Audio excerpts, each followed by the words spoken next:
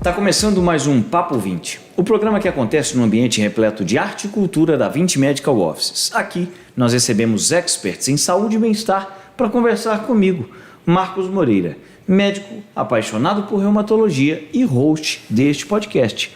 Hoje nós estamos recebendo aqui a ilustre presença do Dr. Danilo Matsunaga. Seja bem-vindo, doutor. Obrigado, Marcos. Obrigado, João, pelo convite. É um prazer aqui estar no Papo 20, falando um pouquinho da minha história, do que eu faço.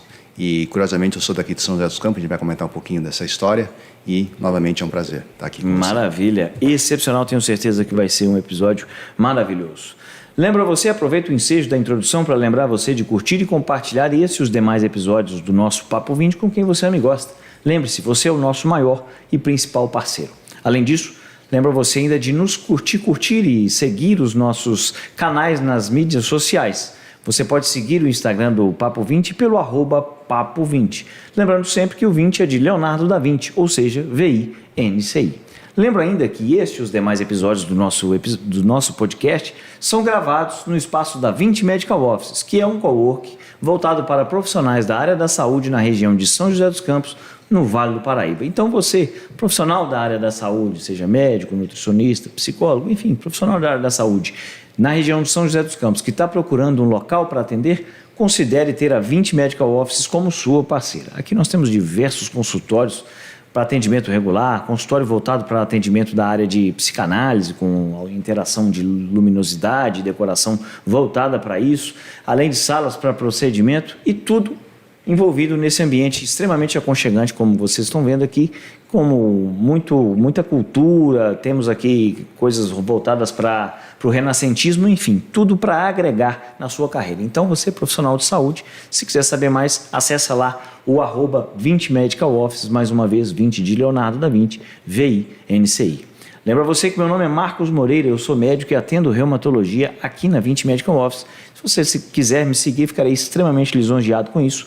O meu Instagram é @reumato.marcos.moreira. E por último, não menos importante, muito longe disso, pelo contrário, nós temos aqui o Dr. Danilo Matsunaga e o Instagram dele é @dr.danilo.matsunaga, @dr.danilo.matsunaga.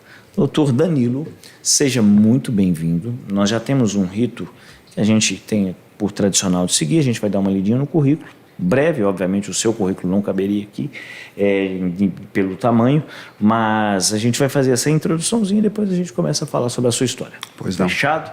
Fechado. Então, o Dr. Danilo Matsunaga é formado em medicina pela Unicid e especializado em nutrologia e no manejo global de pacientes com foco em otimização da qualidade de vida e emagrecimento, e se considera médico empreendedor e, da nossa parte aqui, certamente, um visionário. Seja bem-vindo, Dr. Danilo, ao nosso espaço. Já é tradicional que a gente sempre tenta aproximar os nossos convidados das pessoas que estão assistindo, para tentar diminuir um pouco aquela distância, né, tipo médico, aquela distância toda. Então a gente queria entender primeiro, antes de começar a nossa conversa baseada em medicina, sobre quem é você, onde você veio, por que medicina, por que nutrologia. Por favor, fique à vontade. Legal essa aproximação que você diz, eu sempre trago isso bastante no meu consultório, eu sempre falo, não é porque nós somos médicos que necessariamente nós estamos num patamar acima, quanto mais próximo o médico estiver dos pacientes, melhor a mais próxima a relação, e é exatamente a abordagem que eu tenho no Instagram, realmente de manter uma proximidade muito grande com as minhas seguidores, meus seguidores e, obviamente, os pacientes que tiverem interesse em passar comigo. Bom, a minha história, curiosamente, eu sou daqui de São José dos Campos, nasci aqui. Meus pais continuam morando aqui, no bairro Jardim Alvorada. E um fato curioso, que comentando agora com o Dr. Marcos, eu não havia comentado isso no nosso briefing, eu tenho 2 graduações, sou formado inicialmente em engenharia, trabalhei 5 anos na área do petróleo, me formei lá em Itajubá. Nesses meio tempo, conheci minha esposa, ela é médica, e como eu trabalhava em plataforma, era um esquema de trabalho muito distinto, ou seja, eu ficava trabalhando 15 dias lá e 15 dias de folga, acabava que era sobrecarga muito grande para ela, e eu também não era uma área que me agradava tanto o trabalho. E aí, nessas nossas conversas, acabei decidindo seguir a carreira dela, me tornar médico, estudei, graças a Deus acabei passando no vestibular. A área que ela trabalhava é uma área de dermatologia em clínicas populares, sempre gostei da área de emagrecimento, da parte de endócrino. Eu fui um adolescente e criança. Quando era criança e adolescente, eu era obeso, eu tinha um sobrepeso muito grande. Consegui emagrecer, enfim, naquela época, eu tenho 42 anos, na época que eu era criança, adolescente, não existia internet, não existia Google, não existia nada. Realmente eu fui buscando informações junto a livros que tinham aí nas livrarias. Os médicos que me tratavam, a maioria dizia que era normal, que era só iniciar uma mudança nos hábitos alimentares, estilo de vida. Eu fazia isso, mas não conseguia ter resultado, até que comecei a estudar um pouquinho mais. Isso já era de adolescente para começo da fase adulta. Consegui ter um bom resultado e sempre fiquei com esse gatilho na minha cabeça. E aí, voltando, quando eu já era mais adulto, trabalhava já como engenheiro, na área médica, quando eu passei no vestibular, acabei resolvendo atuar exatamente na área de emagrecimento. E minha carreira foi relativamente rápida, ou seja, eu tenho pouco mais de 3 anos de formado, mas consegui ter uma alavancagem rápida do início que eu comecei a atender em clínicas populares até começar a atender 100% no particular. Então isso foi um fator aí bem positivo e basicamente essa foi a minha trajetória desde o começo. Excepcional, um crescimento, e é por isso que hoje a gente estava até comentando que um dos vértices, né, um dos nortes da sua conduta atualmente é auxiliar profissionais de saúde no fortalecimento das suas carreiras, para ajudar a engrenar, né? Exatamente. Então, como eu acabei tendo um resultado muito bom, e eu acho que isso se deve principalmente a 2 aspectos, né? Talvez pelo fato de eu ser engenheiro, isso me ajuda a ter um fluxograma, um organograma muito bem desenhado na minha cabeça. E eu entendi no interim do processo de virar médico e começar a atuar como médico, a importância que a divulgação, que o marketing, que o Instagram tinha para que isso pudesse acontecer. Ou seja, eu estou me referindo a trabalhar em clínicas populares e começar a galgar novos patamares. E criei meu Instagram literalmente durante quer dizer, pós-formado. Entendi a importância de estudar o que a gente chama de soft skills, né? Ou seja, técnicas que passam muito além de simplesmente a parte técnica, que nós, na faculdade, a gente, obviamente, que só entende da parte técnica, todo voltado para a área acadêmica. E essas outras abordagens de entender a importância de uma boa divulgação, de forma, obviamente, ética, faltava muito. E eu corri atrás, estudei, graças a Deus consegui ter bons resultados e estou aqui hoje atuando como médico, 100% em consultórios particulares, tenho uma carteira aí de pacientes bem grande. E eu falei, por que não pensar em replicar, em mostrar como que, para esses outros profissionais, basicamente médicos que estão na minha mentoria, como que eles podem também ter um sucesso ou ter uma trajetória similar à minha carreira. Porque eu canso de ver médicos aí com 10, 20, 30 anos que ainda não conseguem sair dessa questão de atender basicamente planos de saúde ou basicamente clínicas populares, nada contra, mas enfim, acaba sendo um outro patamar, não só de atendimento, mas principalmente de qualidade de vida para o profissional. Entendido. Agora, puxando mais para a parte da atuação médica, nós vamos tentar extrair o máximo possível de conhecimento, faremos perguntas, apesar de ser médico, eu vou tentar sanar as dúvidas da parte dos nossos espectadores, que é formado pela comunidade em geral, então as perguntas vão ser mais focadas nisso. Sim. Falando dos carros-chefes do seu atendimento, que você falou para mim, que é a reposição hormonal e o emagrecimento.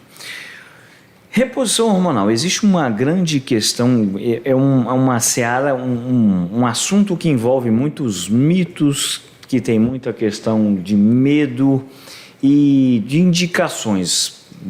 Qual a indicação para a reposição hormonal? É qualquer um que pode fazer, óbvio que precisa ser feito com um acompanhamento de um profissional, mas o objetivo, qual a indicação real para a reposição hormonal? Excelente pergunta, Dr. Marcos. Então, a reposição hormonal, como você bem citou, né, é um assunto polêmico de todos os âmbitos, desde o mundo dos colegas médicos até realmente de pacientes. Então, existem muitos receios, muitos mitos. A bolha em que eu trabalho, ou seja, as pessoas que me seguem, obviamente que já são seguidores que entendem que precisam de alguma outra ajuda, que, eventualmente, vamos botar assim, a medicina aí mais tradicional acabou não oferecendo para essas pessoas, elas começam a querer literalmente buscar auxílio. Então, respondendo diretamente a sua pergunta, para quem serve a reposição hormonal? A reposição hormonal ela é indicada principalmente em 2 grandes pontos. Quando a pessoa realmente tem um déficit hormonal, e aí principalmente os homens, quando tem níveis de testosterona abaixo de um valor que depende da sociedade, mas basicamente aí abaixo de 500, ou mulheres e homens, principalmente na questão de sintomas. Então, aquela mulher, aquele homem que já está na faixa dos 40 anos, que tem disposição mais baixa, libido alterado, dificuldade de sono, memória, foco, treina, não consegue ter um resultado adequado, está tentando emagrecer, já mudou os hábitos alimentares, já iniciou uma atividade física e mesmo assim não vê resultados, aí pode-se pensar na possibilidade de se fazer a reposição. E também, respondendo a sua outra pergunta, é preciso uma avaliação médica realmente no consultório para saber se a paciente pode ou não. Então, ou seja, tendo esses sintomas, a pessoa já se coloca numa condição possível de se iniciar a reposição, mas, obviamente, precisa entender outros contextos. Se a paciente, a depender das medicações, a depender das comorbidades que ela tem, a depender de critérios de avaliação junto a familiares, enfim, são algumas condições que a paciente, muitas vezes não, fazendo isso no consultório, obviamente, o médico pode iniciar essa reposição e, obviamente, melhorar toda a qualidade de vida que a paciente tanto deseja. Entendido. E aí a gente consegue, por exemplo, você falou aí essa parte sintomática e da parte também de marcadores laboratoriais, mas até que ponto você pode linkar, por exemplo, a reposição hormonal como uma via para atingir o emagrecimento? Porque isso também é uma realidade, né? Ou não? Sim, é uma realidade. Inclusive, o método que eu desenvolvi para emagrecimento, o Monjalip, ele pressupõe 3 pilares. Monjalip, o protocolo que eu defini. São basicamente 3 pilares. Mudança de estilo de vida, que inclui a mudança na alimentação e atividade física, a medicamento, porque a paciente que já me procura, a paciente que já tentou mudar a alimentação, já procurou iniciar atividade física, já foi no médico do convênio que muitas vezes avaliou exames e disse que não tem nenhum problema e não vai precisar fazer utilização de nada, então a paciente já quer alguma coisa a mais e esse alguma coisa a mais é exatamente o que eu ofereço. Juntamente, quando obviamente houver indicação, a reposição hormonal para que ela facilite o processo de emagrecimento de forma mais saudável possível, ou seja, com a não diminuição da massa muscular, que é um processo que nós vemos, né? Pacientes que utilizam simplesmente medicamentos ou simplesmente tentam de forma sem, obviamente, o acompanhamento adequado, o que acontece? Ela perde peso, perde massa de gordura, mas também perde muita massa muscular, fica com aquela aparência flácida, esteticamente desagradável, e exatamente aí que entra a minha metodologia para facilitar esse processo de emagrecimento, para que ela não perca massa muscular ou, se perder, que seja a menor quantidade possível com esse protocolo. E aí, no caso, imagino que esse Monjalip aí deve ter o famigerado Monjaro no meio. Sim, exatamente. Monjaro, que é a melhor medicação que nós temos hoje disponível no mercado. Como é que fala? É Monjaro? Monjaro, exatamente. Monjaro. Monjaro é o nome comercial, o ativo é tizerpatida, da mesma forma que o Ozempic é o nome comercial e o ativo é semaglutida. Então, o ativo é a tizerpatida do Monjaro, e realmente é uma medicação bem diferenciada na questão do emagrecimento. Pacientes conseguem ter resultados similares à cirurgia bariátrica, com, obviamente, muito menos, não vou dizer efeitos negativos, porque cada lado tem os seus prós e contras, mas enfim, acaba não necessitando obrigatoriamente de reposições de algumas vitaminas, que a gente sabe que o paciente que faz uma cirurgia bariátrica acaba sendo necessário, e principalmente por atuar na via cerebral, consegue-se ter um resultado muito maior que o Ozempic, que era o antigo medicamento aí mais desenvolvido, mais eficaz na questão do emagrecimento. Então, as respostas que as pacientes têm realmente são muito superiores, né? O único problema é que ainda não está comercialmente disponível no Brasil. A gente consegue adquirir através de importadora, ou tem algumas farmácias aqui no Brasil que já manipulam o ativo, porque a Anvisa já liberou essa manipulação. Eu, particularmente... Desculpa, pode falar. Eu, particularmente, trabalho com a importação do ativo Monjaro, porque, no meu entendimento, é o melhor, o que traz mais resposta para as pacientes. É o mais garantido, digamos assim. Essa era a pergunta, se manipulando, se você teria a mesma eficácia, sabe me dizer? Olha, acompanhando os grupos de médico que fazem a utilização, eu vou dizer que sim, tem resposta, agora algumas pacientes não têm uma resposta adequada. Porque não tem essa resposta adequada, eu não vou dizer aqui que foi por conta da medicação, às vezes a conduta do profissional não foi adequada, às vezes realmente a paciente acaba não respeitando algumas condições, então fica aqui numa zona cinzenta que, poxa, será que tem alguma coisa de errado com a manipulação ou será que realmente a paciente acaba não tendo um resultado muito bom devido, eventualmente, à forma como o profissional segue na questão do emagrecimento? Aí colocando uma curiosidade recente que surgiu até um termo que era cabeça de Ozempic, né? Esse tipo de efeito acontece também com o Mounjaro, não? Que era quando a pessoa emagrecia muito rápido, mas a cabeça continuava grande, né? Exatamente. Eu até dei uma olhada nesses termos aí, mas da forma como eu monto o acompanhamento, com o Mounjaro não tenho isso. O pressuposto que eu sempre trago é, quanto mais rápido a paciente perder peso, melhor, para a gente exatamente sair do efeito platô. Então, eu quero sim que a paciente perca muito peso, nos primeiros 2, 3 meses as pacientes conseguem ter um bom resultado. E como é que ela não vai ter, por exemplo, essa tal da cabeça do Ozempic? Exatamente pela reposição, quando bem indicado, para que não haja degradação da massa muscular, então a pessoa emagrece com uma aparência literalmente saudável, trazendo excepcionais resultados para ela em termos de qualidade de vida. Mesmo assim, mas mesmo tendo um emagrecimento rápido, porque até onde eu imaginava, a cabeça de Ozempic vinha exatamente por isso, mas não pelo visto. Não, exatamente por isso, porque a maioria das pacientes que utilizam o Ozempic não fazem nenhum tipo de, ou se faz atividade física, acaba sendo uma atividade física bem pífia, ou acabam sequer fazendo, né? E obviamente com uma medicação que sequer requer a receituário médico, ou seja, as pacientes podem em qualquer farmácia fazer a aquisição, muitas acabam fazendo isso de forma desacompanhada, acabam tendo resultados aí aquém daquilo que objetiva, sim. E um desses efeitos talvez seja esse famigerado cabeça de Ozempic, que termo, né? A parte relativamente boa, que tem um lado bom nesse caso, é que como é difícil ter acesso ao Mounjaro, acaba limitando a pessoas que fazem um acompanhamento, né? Igual com você, por exemplo. Então, você não vai na farmácia sem a receita e consegue ter acesso.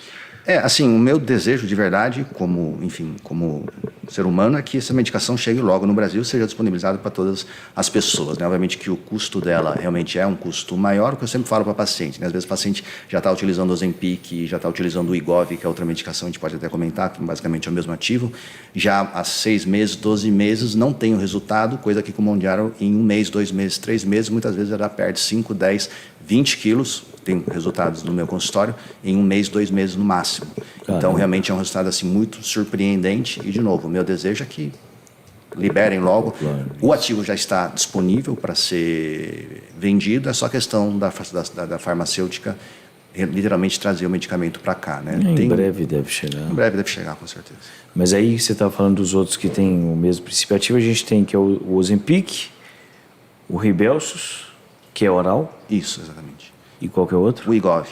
Wegovy. O Wegovy. O Wegovy é um medicamento menos conhecido, porque ele chegou meio que junto com o Mounjaro.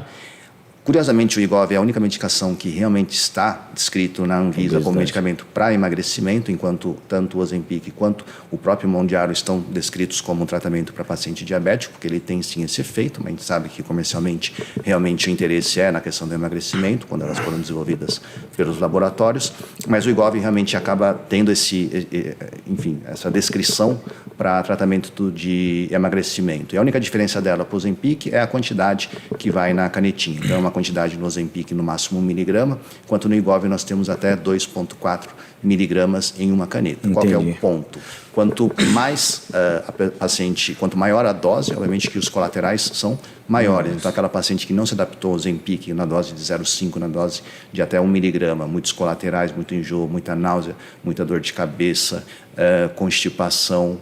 Ele drena energia, ou seja, a pessoa utiliza 4 semanas, 8 semanas, vai diminuindo muita energia. Esse é um efeito que poucas pessoas sabem. Então, muitas vezes, elas acabam abandonando o tratamento, não sabem por quê, exatamente por esse efeito negativo de diminuir a energia, né? Então, o Wegovy, na realidade, acaba servindo para um público assim bem restrito, ou seja, pacientes que utilizaram caneta de 1 miligrama, não tiveram colaterais e tiveram poucas respostas, né? Então, acaba saindo financeiramente pouco mais em conta do que o Ozempic por essa questão, mas, de novo, é exatamente o mesmo ativo, a semaglutida. Então, as pacientes que não tiveram... também. E o Ribelso também, mas por ser da via oral, a resposta que eu vejo no meu consultório das pacientes que já vêm até mim querendo o Mondiaro, a resposta é muito pífia. Para dizer que nunca nenhuma paciente emagreceu, teve um caso de uma paciente minha que falou, não, doutor, com o Ribelso eu consegui emagrecer. Mas pela questão de absorção. Pela questão de absorção, pela via oral, acaba sendo realmente muito aquém daquilo que a gente gostaria. Existe alguma contraindicação absoluta para o uso dessas medicações? Sim, contraindicação absoluta, gravidez, lactantes e algumas situações esdrúxulas, enfim. O paciente tem uma hipertensão descompensada, diabetes. Diabetes tipo 1 também é indicado um acompanhamento mais próximo. Eu já tenho algumas pacientes no meu consultório utilizando alguns tipos de insulina que fazem a utilização do Mondiaro ou do Ozempic e, enfim, acaba sendo situações mais peculiares, mas realmente contraindicações absolutas, gravidez e lactentes, mais pela falta de evidência, né? Você deve saber isso aí muito bem, do que necessariamente por causar algum tipo de problema. Perfeito.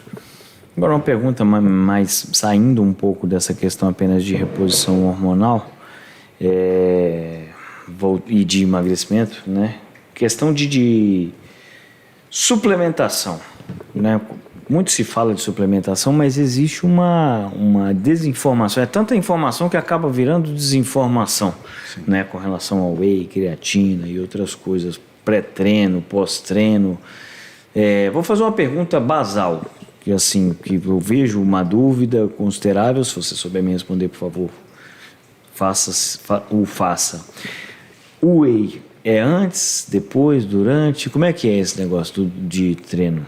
Legal, excelente pergunta. O whey você pode tomar no dia, né? Eu sempre separo a janela de 24 horas. Então é importante a pessoa suplementar aquilo que ela precisa na janela de 24 horas. Então se ela vai ser pré-treino, pós-treino, durante o treino, talvez fisiologicamente a absorção seja melhor em algum aspecto, mas isso aí a gente está falando para atletas nível olímpico, nível realmente atletas profissionais, para nós meros mortais, de novo. Tanto faz a hora, o importante é você, nas 24 horas, cumprir com a tua meta de proteína de acordo com seus objetivos. Então isso é muito importante ficar claro, porque tinha um paciente no meu consultório que ele estava suplementando 6 vezes por dia whey, porque ele queria ganhar músculo, só que ele esquece que o whey também tem calorias, né? 1 grama de proteína, você tem 4 quilocalorias, que é igual exatamente a 1 grama de carboidrato, então a pessoa não se atenta a essa questão e eventualmente não sabe porque está subindo de peso exatamente por um excesso de whey. Mas voltando à tua pergunta, tanto faz o horário. Entendi.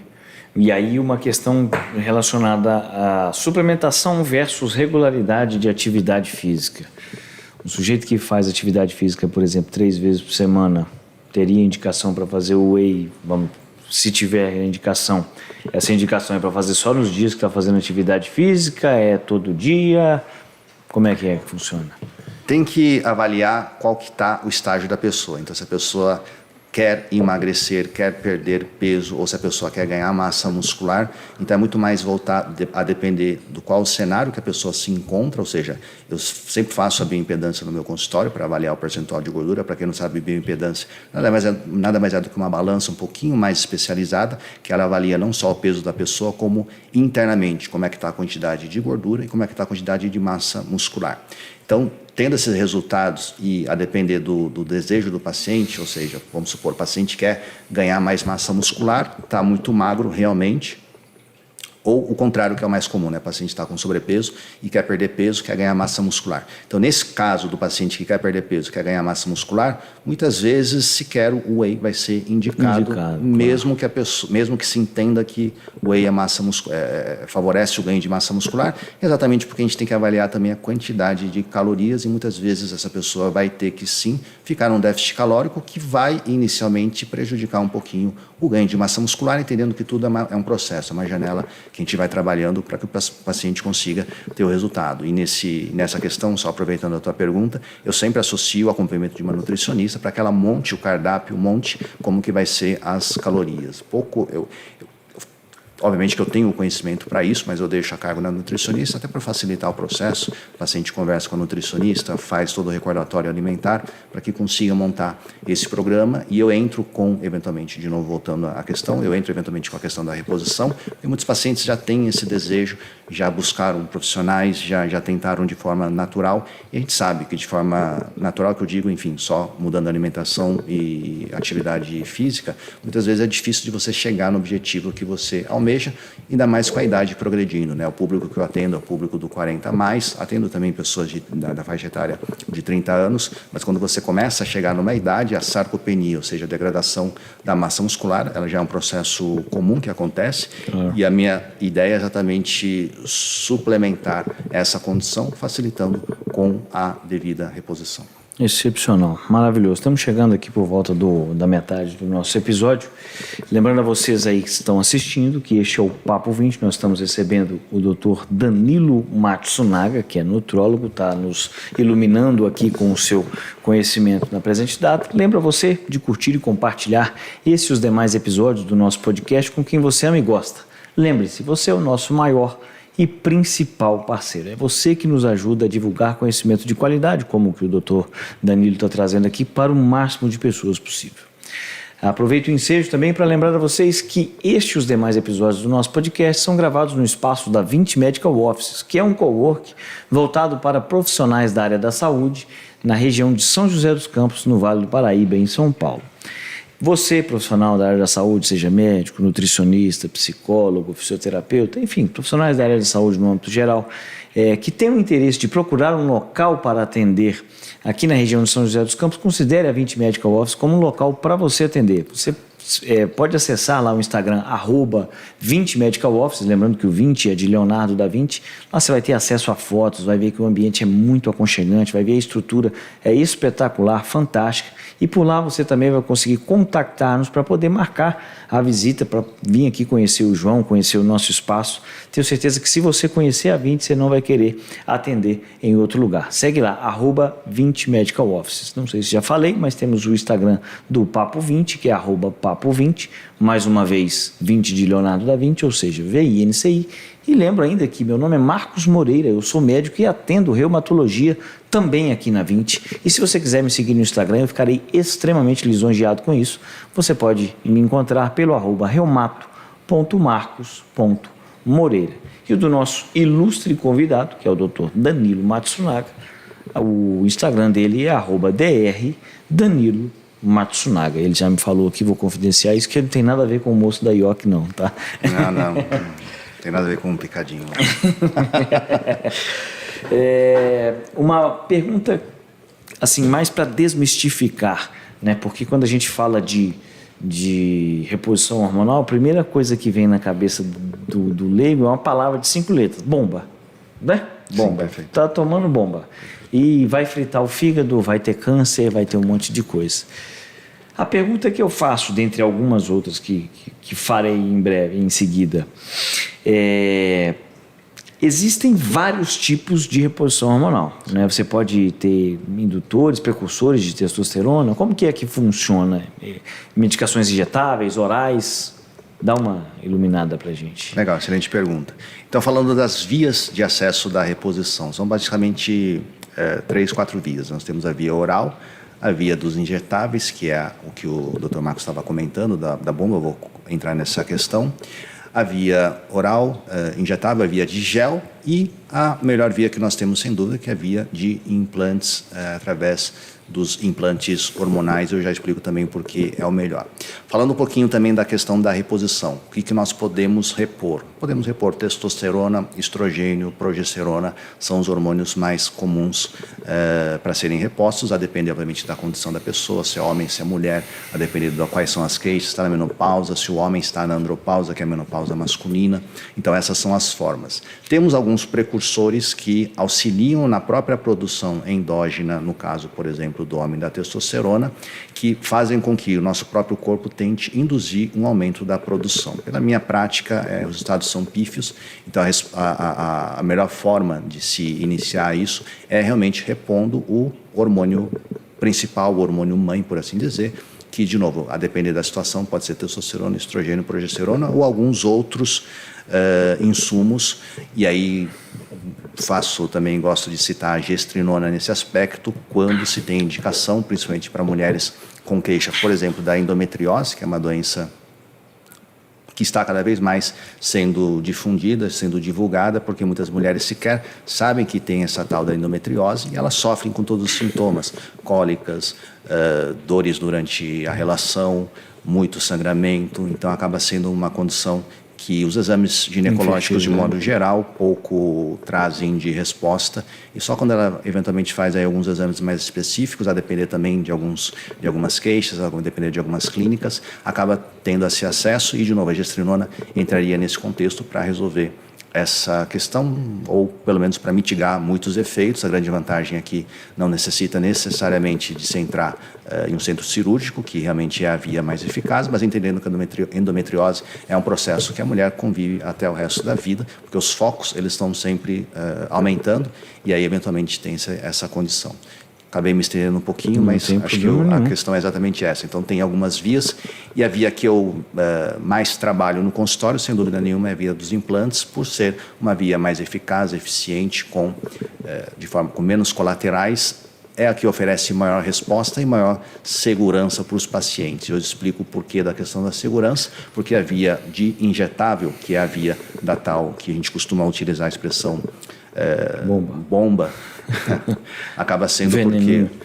Exatamente, porque o injetável ele gera um pico dentro do corpo da pessoa, tanto homem como mulher quando utilizam, e esse pico, o que você tem? O valor endógeno, ou seja, o valor fisiológico do homem de testosterona na faixa de 800. Quando você faz uso de injetável, você triplica, quadruplica, quintuplica esse valor num curto espaço de tempo. É verdade, mas esse curto espaço de tempo, se somando ao longo do tempo, você pode causar alguns problemas, como, por exemplo, de origem cardíaca. Então, a reposição de injetáveis tem que se tomar muito cuidado, mesmo fazendo com acompanhamento médico. E aí, essa que é uma das grandes vantagens da via dos implantes, porque a gente estabiliza dentro da corrente sanguínea da pessoa em níveis próximos do fisiológico, um pouco para mais, talvez um pouquinho para menos, eventualmente um pouquinho para mais, mas muito dentro desses limites. Então, por não ter essas flutuações, a questão da segurança. E a questão da praticidade, é que o paciente faz uma vez a cada 5, 6 meses, não tem que se preocupar com nenhum tipo de aplicação diária, que é o caso do gel, por exemplo.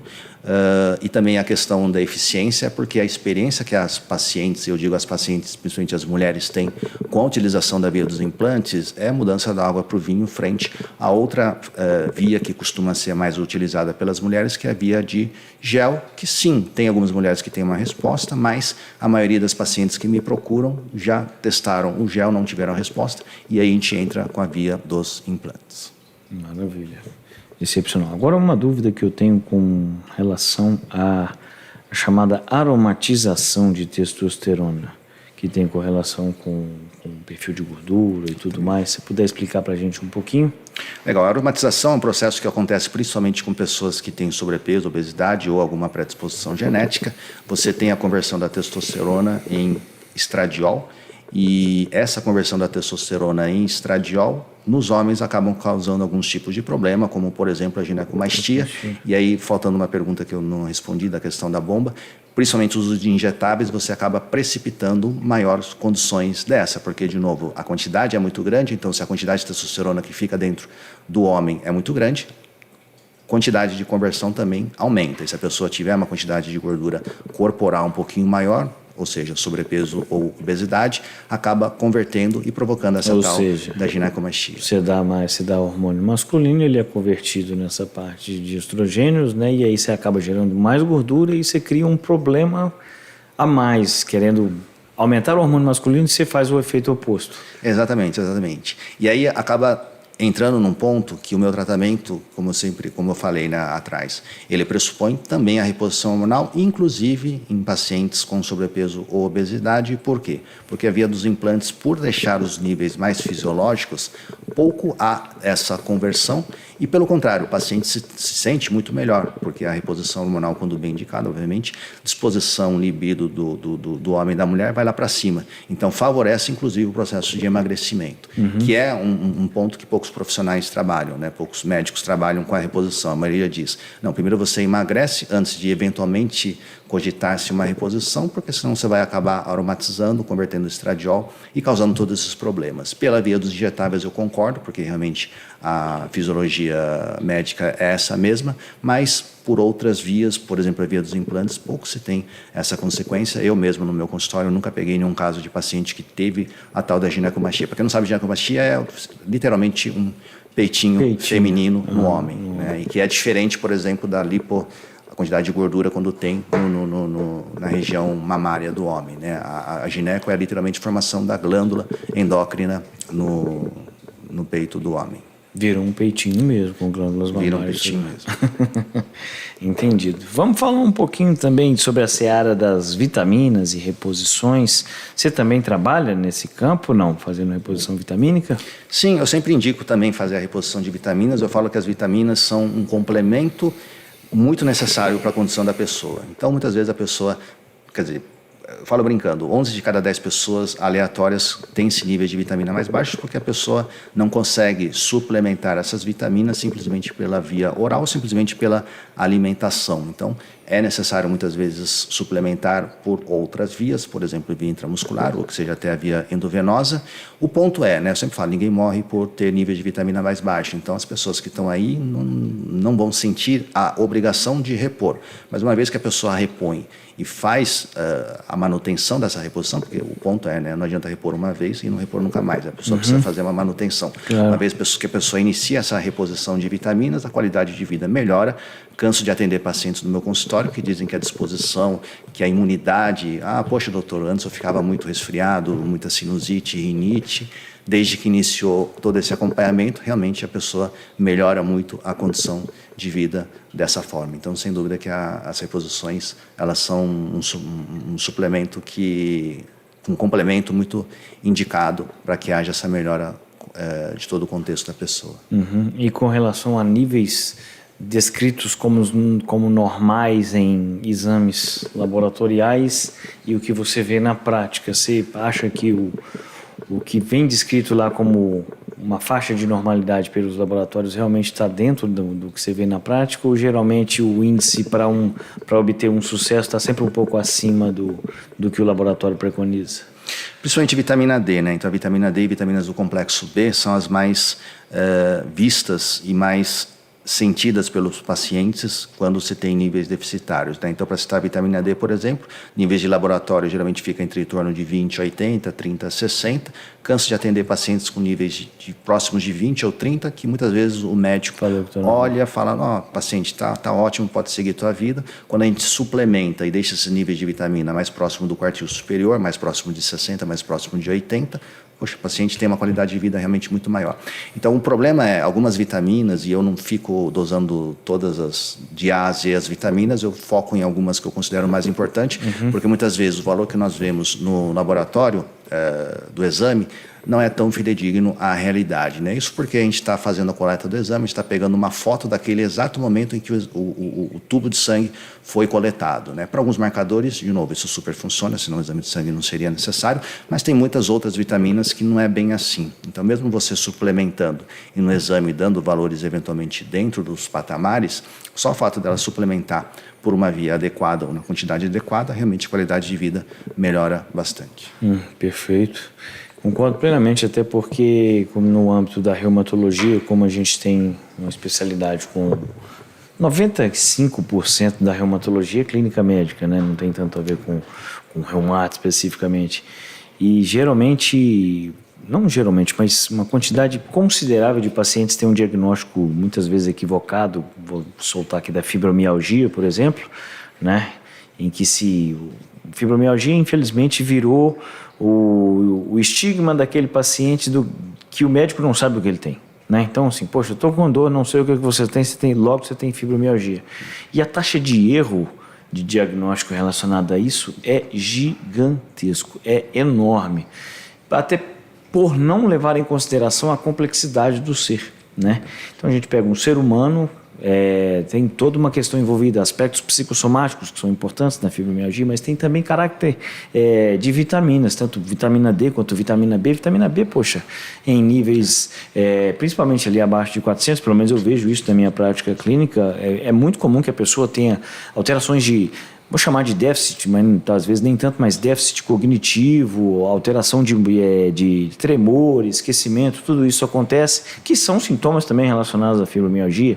A gente pega, por exemplo, oscilações de índices hormonais que também podem dar fadiga, também podem cursar com hipersensibilidade à dor, ou seja, às vezes aquilo que a pessoa está sendo diagnosticada como uma portadora de uma síndrome grave, está altamente estigmatizada, como é a fibromialgia, está relacionado a aspectos teoricamente simples que são negligenciados na prática clínica, que é a avaliação e suplementação, nesse caso até um pouco acima dos níveis do laboratório, né, de vitaminas e de hormônios. Isso é muito importante o que você faz, exatamente por isso.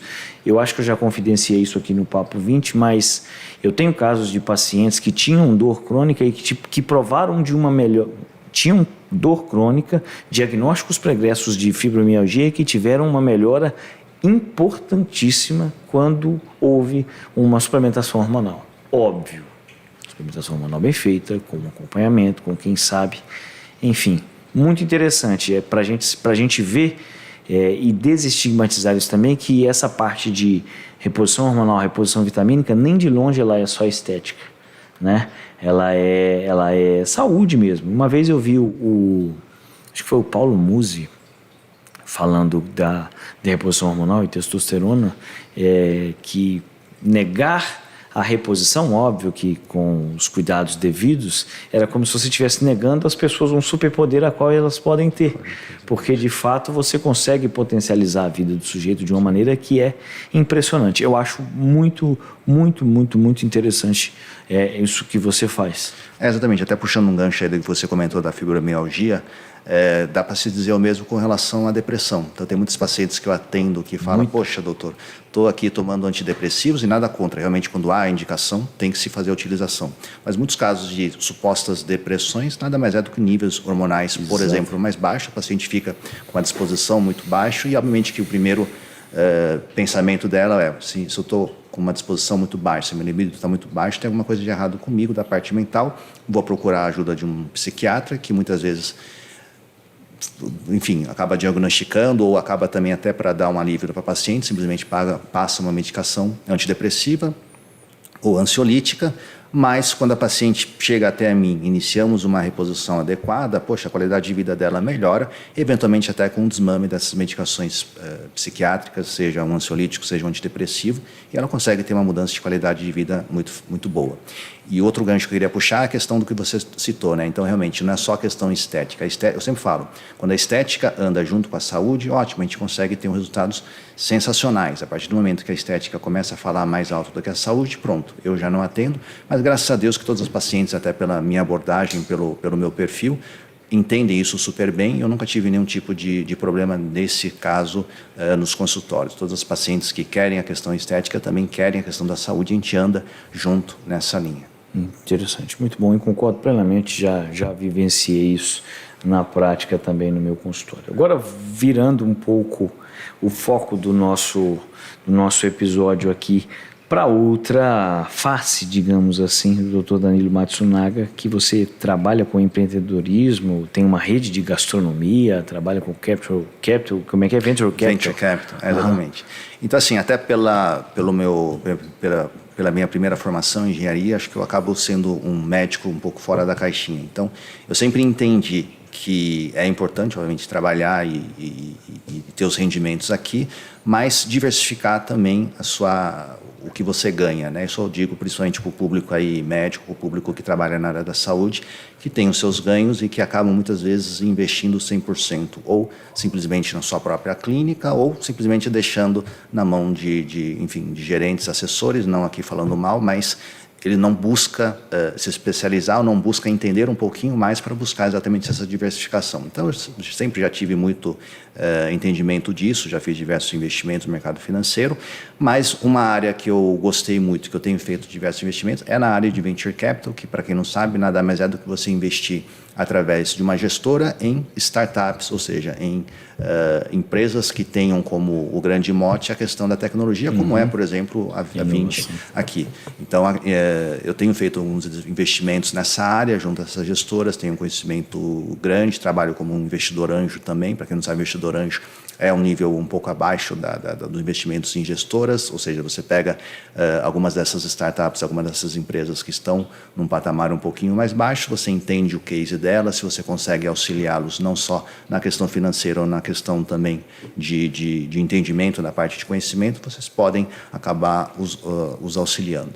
Em paralelo à minha carreira também de investidor no mercado de Venture Capital, também sou sócio de um grupo de gastronomia que nós temos, uma holding de gastronomia, onde a gente investe em algumas marcas de restaurante, pegando para alavancá-las, seja operacionalmente ou mudando a questão da gestão ou até da questão do cardápio. Então, os meus 2 sócios, Paulo Shibata, foi um dos ganhadores do MasterChef, e o Denis Nakamura, um dos sócios fundadores do iFood. Então, a gente uniu cada um nosso know-how, eles, obviamente, na parte de gestão, na parte da operação, e eu na parte de contatos, na parte mais, como se fosse da questão do marketing, ou seja, eu também trago muitas indicações, muitos contatos, e eu também trabalho muito nessa área, né? Então, acabo tendo esse outro viés da questão de empresariado, e eu sempre indico para os médicos que eu conheço, para os profissionais da área da saúde que eu conheço, eu sempre troco esses conhecimentos para que eles também busquem se desenvolver e não focar apenas na parte técnica, que sim é importante, mas você diversificar esses investimentos acaba sendo também um viés também muito importante. Ótimo. Vamos falar sobre equity. Brincadeira. Para médicos, profissionais de saúde, principalmente médicos que queiram ter acesso à sua mentoria que você faz, como que eles podem ter acesso? Pode mandar mensagem no meu Instagram, eu respondo absolutamente todo mundo que manda mensagem. Fala lá, vindo do Papo 20, vi você comentando sobre a tua área e tal, quero entender um pouquinho mais de como é que funciona a tua mentoria. Então, resumidamente, minha mentoria é voltado principalmente para o público médico, mas não só médico. Eu tenho algumas nutricionistas, psicólogas que também estão lá, para literalmente entenderem a importância dessa questão do marketing, de um modo geral, para que alavanquem as suas carreiras. Então, eu sempre falo que hoje em dia o Instagram é como se fosse você ter a possibilidade de botar uma propaganda dentro de uma grande mídia televisiva. Então, o médico que não se divulga, o profissional da saúde que não se divulga, dificilmente ele vai ser conhecido. E hoje em dia, graças ao Instagram, graças às mídias sociais, esse poder de divulgação está muito mais na nossa mão do que na mão das outras pessoas, né? Cabe a nós fazermos a nossa parte, como aqui o que a 20 está proporcionando para todos os profissionais da área da saúde, é sensacional, falei isso para o João. E é uma das formas que nós temos exatamente do profissional mostrar o seu trabalho, divulgar junto ao seu público, para que as pessoas consigam chegá-las, né? Mas, além disso, obviamente, que depende também de outra questão que eu acho muito importante, que é a questão do brand, ou seja, a questão da imagem, a forma como eu estou vestido, a forma que eu atendo, a forma que as pacientes também me veem, a questão da saúde. Então, eu sempre acho importante, eu, sendo um médico na área de reposição, na área de emagrecimento, também buscar ter uma qualidade de vida, uma condição de vida condizente com tudo que eu prego e tudo que eu prezo. Então, realmente, a questão do brand, a questão da imagem é muito mais do que simplesmente ser instagramável, acaba sendo também a forma como você trabalha a questão da divulgação, os criativos que a gente chama, ou seja, como que o médico vai botar literalmente a sua, entre aspas, propaganda, para que as redes sociais, a gente fala muito aqui do Instagram, mas entendendo que tem YouTube, tem TikTok, tem Google, também é muito importante que ele entenda isso. Então, de novo, é basicamente mostrar para esses profissionais da saúde como que eles podem alavancar a sua carreira da mesma forma que eu consegui alavancar a minha, e é bem exatamente essa área. Excepcional, muito bom mesmo. Bom, estamos encaminhando para o nosso final do nosso episódio. Mais uma vez lembro a você, esse é o Papo 20, nós liberamos os nossos episódios sempre às quintas-feiras às 8 horas da noite. Se você quiser seguir o Papo 20 nas redes sociais, você pode seguir pelo @Papo 20, lembrando que o 20 é de Leonardo da Vinci, ou seja, VINCI. Os episódios são gravados no espaço da 20 Medical Offices, que é um coworking voltado para profissionais da área da saúde. Se você tiver interesse de conhecer um pouco mais, você pode conhecer pelo @20 Medical Offices, mais uma vez, 20 de Leonardo da Vinci. Eu, Marcos Moreira, sou o host deste podcast, mas também atendo reumatologia aqui na 20. Se você quiser me seguir lá no Instagram, ficarei extremamente lisonjeado com isso. Você pode me encontrar pelo @reumato.marcos.moreira. E o Dr. Danilo Matsunaga, que está presente aqui com a gente hoje, você pode encontrá-lo no Instagram pelo @drdanilomatsunaga. @drdanilomatsunaga. Excepcional. Bom, já é tradicional, que a gente lança sempre um desafio para os nossos convidados aqui. A gente sabe que não é muito fácil, mas a gente sempre pede aos convidados que se definam em menos do que 2 minutos. Então, por favor, aceite esse desafio e conte para a gente, em não mais do que 2 minutos, quem é Danilo Matsunaga. Bom, Danilo Matsunaga, sou médico, pai de família, marido, pai de uma menininha de 1 ano e 5 meses, e a minha atuação hoje como médico é muito mais para dar às pacientes aquilo que muitas delas não conseguiram através, vamos botar assim, entre aspas, da medicina mais tradicional, aquele médico que eventualmente olha para a paciente mais para os exames do que propriamente para a cara da paciente. Então, realmente, meu atendimento é bem diferenciado nessa área, para que as pacientes consigam ter êxito nos seus resultados, seja na questão de emagrecimento, na questão de melhora da qualidade de vida. Cada vez mais a menopausa, a andropausa é um assunto que está mais sendo divulgado na grande mídia, e exatamente esse é o meu contexto, de trazer mais qualidade de vida, seja com a reposição, seja literalmente só com o bate-papo que eu tenho com as pacientes. Então, eu sempre falo, boa parte da minha consulta acaba sendo conversá-la, entender as questões e montar o protocolo, o programa, seja da questão do emagrecimento, da reposição hormonal, da melhora da qualidade de vida. Então, é isso que eu faço. Super agradeço aí a 20, ao Dr. Marcos aí pelo convite, o João, e me coloco aqui à disposição. Quaisquer outros convites, estarei por aqui. Me sigam aí na rede social, Dr. Danilo Matsunaga.